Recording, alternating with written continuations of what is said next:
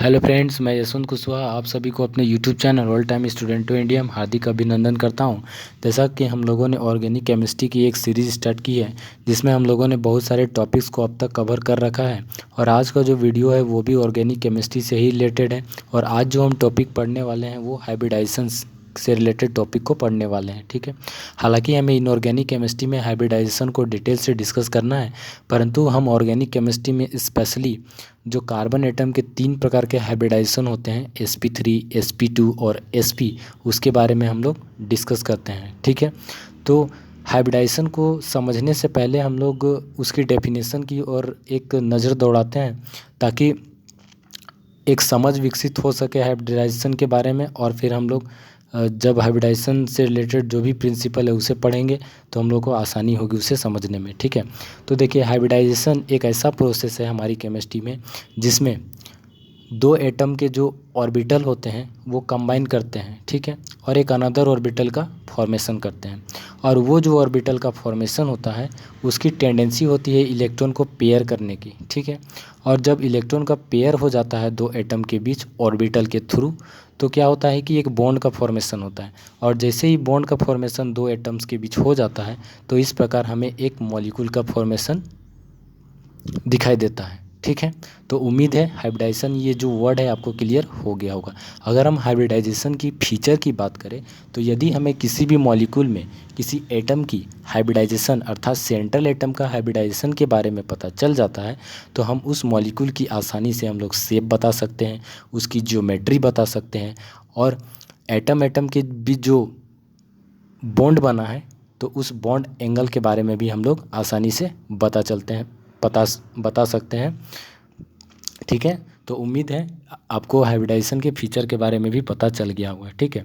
तो चलिए, organic chemistry में जो कार्बन एटम के 3 प्रकार के हाइब्रिडाइजेशन है उसे हम लोग एक एक करके डिटेल से डिस्कस करेंगे, ठीक है, और समझने का प्रयास करेंगे, ठीक है। देखिए, जो हमारी ऑर्गेनिक केमिस्ट्री में कार्बन के 3 प्रकार के हाइब्रिडाइजेशन में जो पहला हाइब्रिडाइजेशन है वो है आपका सर sp3 हाइब्रिडाइजेशन, ठीक है। तो हम लोग इसे समझने के लिए एक एग्जांपल लेते हैं मीथेन का।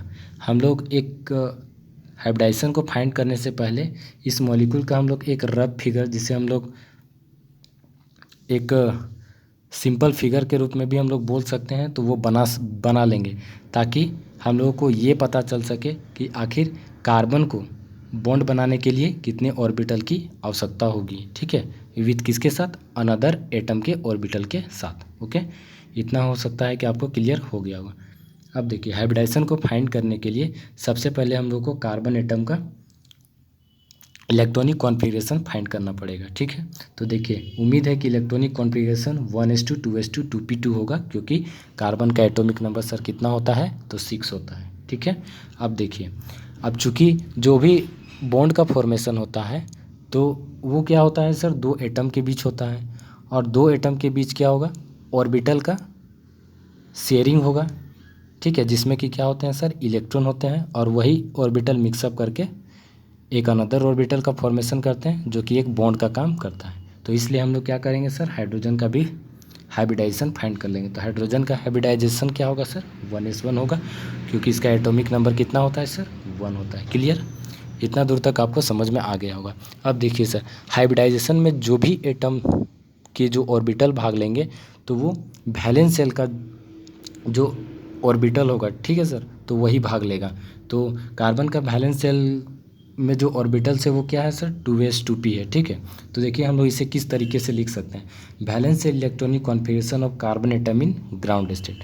ग्राउंड स्टेट में आप सिंपली लिख सकते हो, 2s में कितना था सर, 2 इलेक्ट्रॉन था, और 2p में चूँकि कितना ऑर्बिटल था सर, तो 1 2 3 ऑर्बिटल होता है, px py और pz। तो एक एक इलेक्ट्रॉन हम फिल कर देंगे, ठीक है। तो इसके जो रूल है आपको पता ही होगा, थोड़ा बहुत भी आपने इनऑर्गेनिक केमिस्ट्री में पढ़ा ही होगा। उसके बाद देखिए, valence shell electronic configuration of carbon atom in excited state. चूँकि देखिए, आपने इस मॉलिक्यूल को अगर एक बार गौर से अगर आप देखोगे तो देखिए, कार्बन को कितने बॉन्ड की आवश्यकता है सर, 4 बॉन्ड की आवश्यकता है। तो 4 बॉन्ड की जब सर उसे आवश्यकता है तो उसे 4 ऑर्बिटल की भी तो आवश्यकता होगी। इसलिए अब इसमें देखिए, ग्राउंड स्टेट में अगर ऑर्बिटल की बात करें तो 1 2 3 है, जिसमें से जो एक ऑर्बिटल है वो क्या है सर, पेयरिंग में है, ठीक है। तो हमें 4 ऑर्बिटल की आवश्यकता है, तो हम क्या करेंगे सर, इसमें कुछ एनर्जी देंगे ताकि ये जो इलेक्ट्रॉन है वो जंप करके यहाँ पर पीजेड ऑर्बिटल में चला जाए। ठीक है, तो इसलिए यहाँ पे लिखा गया है balance electronic configuration of carbon atom in excited state. ठीक है, तो ये इलेक्ट्रॉन जो है सर यहाँ से यहाँ चला गया और इस वजह से हमें 4 ऑर्बिटल मिल गया। अब हम आसानी से 4 बॉन्ड का फॉर्मेशन कर सकते हैं। क्लियर। अब देखिए balance electronic configuration of carbon atom in CH4 molecule में हम लोग फाइंड करेंगे। अब देखिए 4 हाइड्रोजन थे, 4 हाइड्रोजन के ऑर्बिटल भाग लेंगे सर। तो कैसे भाग लेंगे, क्योंकि इसका 1s ऑर्बिटल सर देखिए यहाँ पे है, हाइड्रोजन का एक ही ऑर्बिटल होगा सर, 1s होगा, क्योंकि इलेक्ट्रॉनिक नंबर कितना है 1 है। ठीक है, तो देखिए इसलिए हम लोग यहाँ पे लिखा गया है कि balance electronic configuration of carbon atom in CH4 molecule. ठीक है, तो देखिए अब पेयरिंग होगा सर। तो एक हाइड्रोजन का 1s ऑर्बिटल जिसमें एक इलेक्ट्रॉन था इसके साथ कंबाइन करेगा सर, पेयरिंग कर दिया। अब जो है कि 3 जो हाइड्रोजन थे वो सर px के साथ, py के साथ और pz के साथ कंबाइन कर दिया। इस तरह हमारा जो है कि बॉन्ड का फॉर्मेशन हो गया और मॉलिक्यूल का फॉर्मेशन हो गया। अब हम हाइब्रिडाइजेशन की बात करें सर कार्बन एटम की, तो क्या हो जाएगा सर, एक s ऑर्बिटल कार्बन का भाग ले रहा है और 3 जो है आपका p ऑर्बिटल भाग ले रहा है। ठीक है, तो इसका हाइब्रिडाइजेशन क्या हो जाएगा, sp3 हाइब्रिडाइजेशन हो जाएगा। क्लियर, उम्मीद है ये बात आपको क्लियर हो गई होगी। अब हम अगर इसकी ज्योमेट्री और शेप की बात करें सर, तो क्या हो जाएगा इसकी ज्योमेट्री, तो देखिए कार्बन के कितने ऑर्बिटल भाग ले रहे थे, एक s ऑर्बिटल और px, py और pz, मतलब 3 p ऑर्बिटल। क्लियर। अब देखिए जो s ऑर्बिटल था उसमें हाइड्रोजन का 1s ऑर्बिटल जो कि कंबाइन किया, पेयरिंग किया और इलेक्ट्रॉन को इस तरह से यहाँ पे फिल कर दिए, बॉन्ड का फॉर्मेशन हो गया। उसी प्रकार इसमें भी वही हुआ सर, उसी प्रकार py में भी हुआ सर और उसी प्रकार pz में भी हुआ। तो इस प्रकार हम इसकी शेप की बात करेंगे सर, तो क्या हो जाएगा, इसका जो शेप हो जाएगा सर टेट्राहेड्रल हो जाएगा। किस तरीके से होगा, देखिए इस तरीके से होगा। ठीक है, इस तरीके से यहाँ पे होगा। तो देखिए वही चीज़ यहाँ पे इसको ट्रिपल इक्वल टू करके यहाँ पे दर्शाया गया है। और अगर हम एंगल की बात करेंगे सर, तो क्या हो जाएगा 109 डिग्री 28 मिनट हो जाएगा। और शेप की बात करें तो क्या हो जाएगा सर, टेट्राहेड्रल हो जाएगा। तो उम्मीद है ये आपको क्लियर कट समझ में आ गया होगा। ठीक है, मैंने प्रयास किया आपको बताने के लिए, आप इसे 1-2 बार प्रैक्टिस करोगे तो आसानी से आप इसे समझ सकते हो। ठीक है, वीडियोस को बार बार देखना, क्लियर हो जाएगा। अब देखिए सर sp3 की चर्चा हम लोगों ने कर ली, अब हमें चाहिए sp2 का। अब sp2 के लिए हम लोगों को क्या करना पड़ेगा सर, एक एग्जाम्पल लेना पड़ेगा C2H4, जिससे हम लोग इथीन भी बोलते हैं केमिस्ट्री की भाषा में। ठीक है, अब हम लोग इसे इस तरीके से भी लिख सकते हैं और इसे एक तरीका एक और है, इस तरीके से भी हम लोग लिख सकते हैं। ठीक है, अब यहीं से हम समझ लेते हैं कि कार्बन को कितने बॉन्ड बनाने की आवश्यकता होगी और कितने ऑर्बिटल की आवश्यकता। देखिए कार्बन जो है 4 बॉन्ड बनाए, इस कार्बन की बात कर रहे हैं हम लोग, तो 1 2 3 4 बॉन्ड बनाए, मतलब हमें 4 ऑर्बिटल की आवश्यकता पड़ेगी। तो सिंपल जो फर्स्ट में हम लोगों ने देखा था उसी तरीके से हम लोग करेंगे, कार्बन का इलेक्ट्रॉनिक कॉन्फ़िगरेशन फाइंड करेंगे। उम्मीद है ये बात आपको क्लियर कट हो गई होगी। उसके बाद हाइड्रोजन का इलेक्ट्रॉनिक कॉन्फ़िगरेशन फाइंड करेंगे, क्योंकि इसका भी ऑर्बिटल भाग लेगा सर बॉन्ड फॉर्मेशन में। क्लियर। अब देखिए कार्बन का बैलेंस इलेक्ट्रॉनिक कॉन्फ़िगरेशन हम लोग फाइंड करेंगे किस स्थिति में सर, ग्राउंड स्टेट में। Right, balance electronic configuration of carbon atom in ground state. तो सिंपल हम ऑर्बिटल में फुलफिल कर देंगे जिस तरीके से यहाँ पर है। तो 2s में 2 इलेक्ट्रॉन था सर और 2p में कितने इलेक्ट्रॉन थे सर, 3 ऑर्बिटल है, तो एक एक इलेक्ट्रॉन प्रत्येक ऑर्बिटल में फिल होगा सर, px, py और pz। ठीक है, तो 2 इलेक्ट्रॉन थे तो px और py में फिल हो गए, इस तरीके से यहाँ पर दिखाया गया। अब देखिए सर हमें 4 बॉन्ड बनाना है तो हमें 4 ऑर्बिटल की आवश्यकता पड़ेगी। तो इसलिए हम क्या करेंगे, कुछ एनर्जी देंगे ताकि ये एक्साइटेड होगा, ये इलेक्ट्रॉन 2s का, और ये चला जाएगा सर कहाँ पे, pz ऑर्बिटल में। राइट, अब देखिए यहाँ पे इसलिए लिखा गया है balance electronic configuration of carbon atom in excited state. तो देखिए हमें 4 ऑर्बिटल मिल गया, ये इलेक्ट्रॉन यहाँ पे चला गया। क्लियर। अब देखिए अगला में क्या आता है, अब हम लोग क्या करेंगे, 4 ऑर्बिटल तो मिल गया, अब हमें बॉन्ड का फॉर्मेशन करना है, मतलब ऑर्बिटल को मिक्सिंग अप करना है। तो हाइड्रोजन का जो ऑर्बिटल है सर किसके साथ कंबाइन करेगा, इन चारों के साथ कंबाइन करेगा, सॉरी चारों के साथ नहीं कंबाइन करेगा, 2 हाइड्रोजन है तो 2 के साथ कंबाइन करेगा और 2 कार्बन कार्बन के बीच, जैसा कि यहाँ पे स्ट्रक्चर में अगर हम देखें तो यहाँ पे देखिए कि बॉन्ड बना हुआ है। 2 बॉन्ड किसके किसके बीच है सर, आपका कार्बन कार्बन के बीच 2 बॉन्ड है और 2 बॉन्ड जो है कि आपका हाइड्रोजन हाइड्रोजन के बीच है। ठीक है, अब देखिए इस स्थिति में क्या होता है कि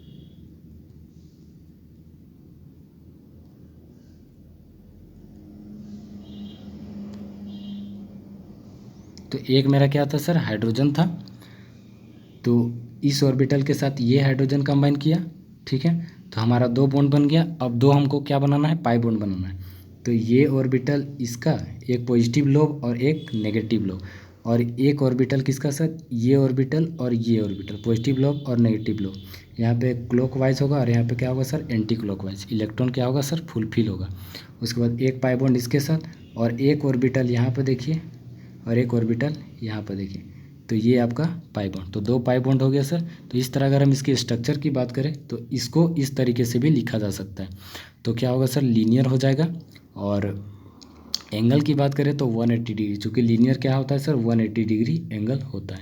उम्मीद है ये आपको क्लियर हो गई होगी। अगर एक बार में क्लियर नहीं हुआ होगा, क्योंकि एक बार में चीज़ें समझ में नहीं आती है जनरली, तो आप वीडियोस को बार बार देखिए, आपको क्लियर कट समझ में आ जाएगा। उम्मीद है ये वीडियोस आपको पसंद आ रहे होंगे, और पसंद आ रहे होंगे तो आप लाइक करें, सब्सक्राइब करें, और चैनल को शेयर करें, वीडियोस को शेयर करें, ताकि ये जो वीडियो है वो दूसरे लोगों तक भी पहुंच सके, उनको भी हेल्पफुल हो, ठीक है। तो तब तक के लिए जय हिंद, जय भारत, और मिलते हैं नेक्स्ट वीडियो में। और तब तक के लिए thank you, all the best to all.